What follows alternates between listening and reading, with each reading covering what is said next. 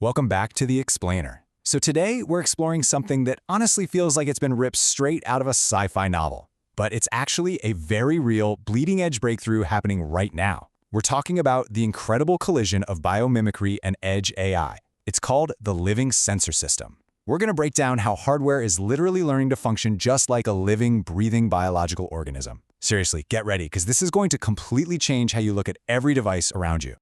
Okay, let's dive into this. Imagine a device that isn't just built, but grown. That thought right there perfectly captures the massive paradigm shift we're looking at today. Because think about it, technology as we know it is incredibly powerful, sure, but it's also really fragile. It's rigid. It's totally disconnected from the natural world. I mean, you drop your phone, it shatters into a million pieces, right? But what if we could blur that line between nature and machine? Imagine a device not manufactured in some sterile factory, but actually grown.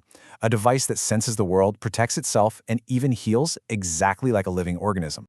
Section 1. Grown, not built. We're going to dissect this biointelligent platform layer by layer to see exactly how it achieves what traditional rigid hardware simply cannot. So, at the macro level, the living sensor system is designed to create a completely closed loop of action. It senses, adapts, protects, and thinks all entirely on its own. This is what we call autonomous intelligence at the edge, meaning it doesn't need to ping a cloud server thousands of miles away just to figure out what to do. Unlike traditional hardware that breaks or gets compromised easily, this system introduces true biological resilience directly into the device itself. Section 2. The mycelial sensory layer.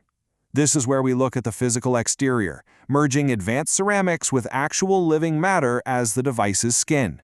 The foundation of the device is a durable bioceramic shell, but inside that shell, growing through these tiny microscopic porous channels, is mycelium, basically a living fungal network. This acts as the device's multimodal sensory layer, and because it's actual living tissue, it brings a pretty unbelievable capability to the table, and that is self-repair. If the sensor gets damaged, the mycelium can literally regrow and completely repair itself within about 72 hours. I mean, try getting your smart home thermostat to do that. Now, what's really interesting about this slide is how this living layer interacts with the physical world. It detects organic stimuli, we're talking touch, vibration, humidity, pressure, and movement. But it actually goes a step further. It harvests piezoelectric energy from that movement. This means the bioceramic generates its own electricity just from the pressure and movement it senses. So the device powers itself simply by existing and interacting with its environment. It's a total game changer. But before we get into the internal processing, there's one more absolutely vital physical layer, and that's identity. Instead of a standard digital serial number that, let's face it, can be hacked or spoofed in seconds, this device uses a unique mineral banding. Think of the natural rings in an agate stone.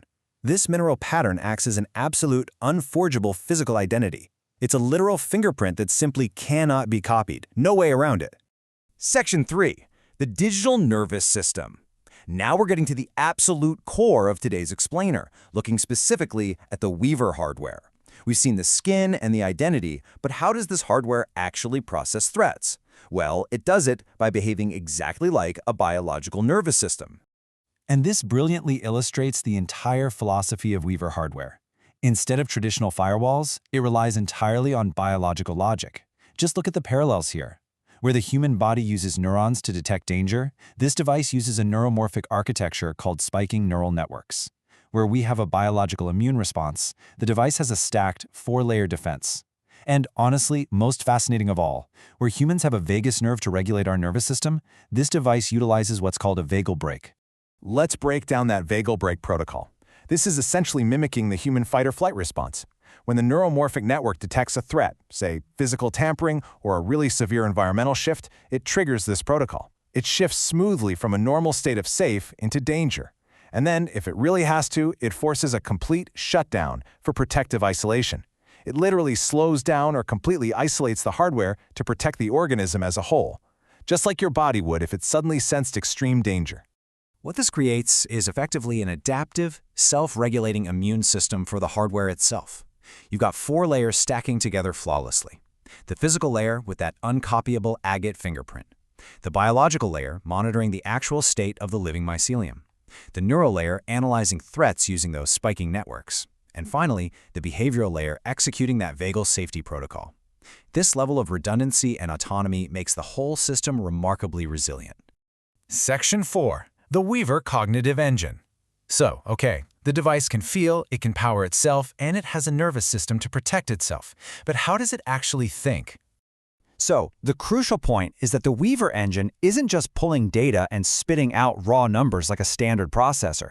It's a multi-perspective AI orchestration system. Its entire purpose is to synthesize raw data into clear, human-centered insights. It takes the environmental inputs, the security status, the energy levels, and it actually weaves them all together to formulate real meaning, rather than just basic data retrieval.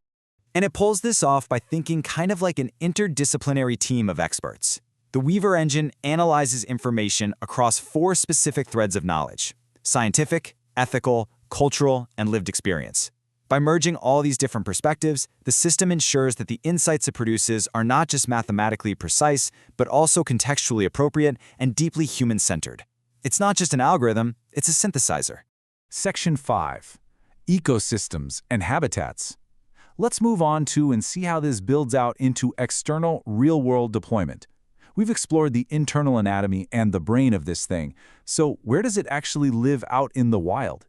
When you map these biological features directly to practical habitats, the potential is just staggering. Take that self-repairing mycelium and self-powering bioceramic. That is absolutely perfect for long-life environmental monitoring in super harsh conditions, like deep ocean trenches or dense remote forests. What about the vagal security protocol and the agate fingerprint? Well, that allows for incredibly secure physical objects that instantly self-report if they're tampered with. And that organic touch response makes it a brilliant tool for interactive art and experiential media that truly reacts to human presence. So, what we're really looking at here is the birth of an entirely new category: bioadaptive technology. It's a platform that marries biomaterials, edge AI, and neuromorphic security into a single cohesive unit. It creates this perfect closed loop of sensing the world, understanding the context, and taking action, all completely autonomously, right there on the edge, without ever needing the cloud.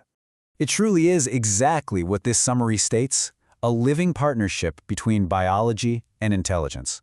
By engineering hardware that senses like a real organism, protects itself like a nervous system, and heals like living tissue, we're stepping into a future where our devices are no longer just cold, rigid tools. They're becoming active, adaptive participants in our world. Which leaves us with this final, massive question to consider. As these biointelligent devices move out of the lab and into our forests, our security systems, and our cities, what actually happens when our technology learns to live, learn, and evolve right alongside us? It's a truly fascinating frontier, and for sure, one we'll be watching very closely. Thank you for joining me for this explainer, and I will see you next time.